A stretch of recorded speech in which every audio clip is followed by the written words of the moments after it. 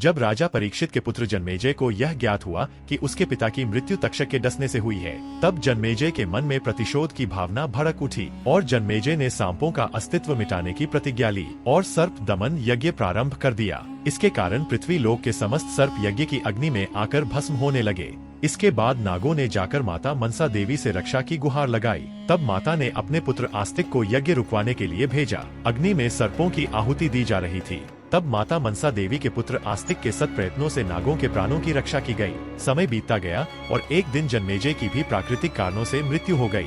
लेकिन जब जन्मेजय की मृत्यु हुई तब बदला लेने के लिए नागों ने जन्मेजय की आत्मा को पाताल लोक में बंदी बना लिया। युग बदलते गए और फिर कलयुग प्रारंभ हुआ। कलयुग में एक बालक का जन्म होता है। जब ज्योतिषियों ने ग्रह नक्षत्रों का आकलन किया तो वे भयभीत हो गए और कहा कि इस बालक का जन्म घोर अशुभ नक्षत्रों में हुआ है। ज्योतिषियों ने बालक के माता पिता को उसे समुद्र में फेंकने के लिए बाध्य किया।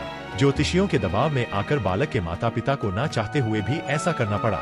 जब बालक को समुद्र में फेंका गया तो समुद्र में मौजूद एक विशालकाय मछली ने उसे निगल लिया और बालक कई वर्षों तक मछली के पेट के अंदर ही रहा। इसके बाद मछली तैरते हुए एक समुद्र तट पर पहुंची और इसी तट पर भगवान शिव माता पार्वती को योग के रेहे से बता रहे थे। योग रेहे से उस बालक के कानों में भी सुनाई पड़े और उस बालक ने मछली के पेट के अंदर ही योग साधना का अभ्यास प्रारंभ कर दिया। 12 वर्षों की कठिन साधना के बाद एक दिन उस मछली को एक मछुआरे ने पकड़ लिया और जब उस मछुआरे ने मछली को काटा तो उसे मछली के अंदर एक जीवित बालक मिला। अचरज से भरे मछुआरे ने उस बालक को अपने साथ रख लिया। समय के साथ बालक बड़ा हो रहा था और एक दिन मछुआरे ने उस बालक को मछली पकड़ने के लिए भेजा। जैसे ही बालक ने मछलियां पकड़ी तो देखा बाहर निकालते ही मछलियां तड़पने लगी। करुणामयी बालक ने सभी मछलियों को वापस जल में छोड़ दिया और खाली हाथ वापस लौट आया। जब मछुआरे को इस बात का पता चला तो उसने बालक को बुरा भला कहा। जब मछुआरे ने बालक को बुरा भला कहा तो वह बालक उस स्थान को छोड़ अज्ञातवास की ओर निकल पड़ा।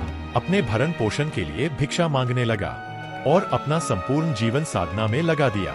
समय बीतता गया और समय के साथ साथ वह बालक एक प्रबुद्ध सिद्ध के रूप में उभरा। कुछ लोग उन्हें भगवान शिव का भक्त तो कुछ लोग उन्हें भगवान शिव का अंश भी मानते हैं। इतने लंबे समय तक मछली के पेट में पलने के कारण इन्हें गुरु मत्स्येंद्रनाथ के नाम से जाना जाने लगा। उन्हें मछलियों का भगवान भी कहा जाता है। इत्तेफाक कहें या कुछ और, ऐसी ही घटना का वर्णन बौद्ध तिब्बती प्रस्तुतिकरण में भी मिलता है। कुछ विद्वान इस घटना और बाइबल की योना और व्हेल की कहानी के बीच समानताएं खींचते हैं।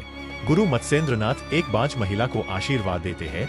क्या यह आशीर्वाद धोखे का शिकार हो जाएगा? अगले एपिसोड में देखिए।